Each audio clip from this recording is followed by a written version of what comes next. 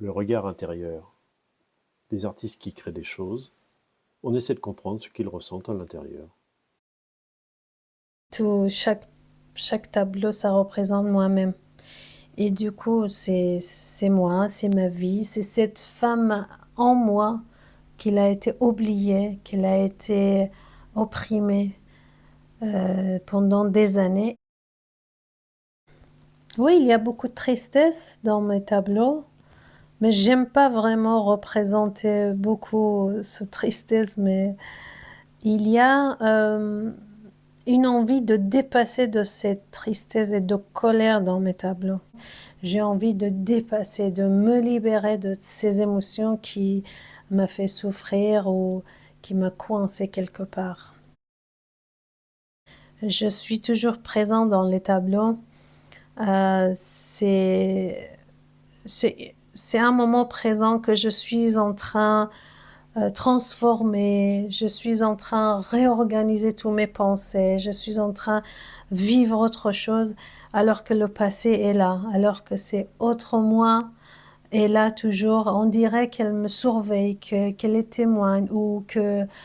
euh, mais elle est derrière souvent, elle est dans le flou.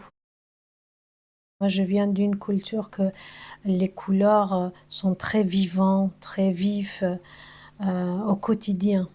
Donc, même si quand je représente une scène mélancolique ou une émotion triste ou en colère, il y a beaucoup de couleurs vivantes dedans. Exposer un tableau d'une femme, c'était très compliqué, même portrait d'une femme, c'était interdit. Donc moi, en cachette, chez moi, j'ai beaucoup aimé de dessiner le portrait d'une femme, le corps d'une femme, mais j'ai jamais eu le droit de l'exposer.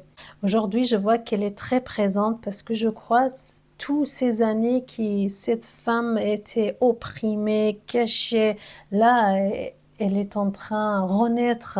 C'est pour ça qu'elle est aussi présente dans mes tableaux.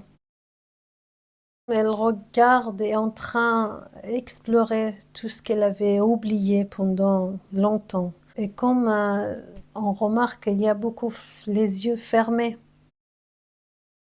Mais je crois que c'est cette passé que je ne peux pas ignorer alors que depuis longtemps je voulais m'échapper, je voulais ignorer, je voulais m'enfuir. Mais au bout d'un moment, j'ai accepté que je ne peux pas l'effacer.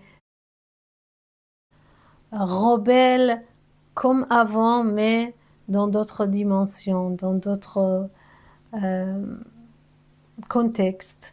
On nous apprend toujours à se battre pour d'être libre, mais on n'apprend jamais comment vivre libre. On est mort sans liberté. Je tenais une petite voiture et tout d'un coup, elle s'est envolée vers le ciel et elle m'a retiré vers le ciel.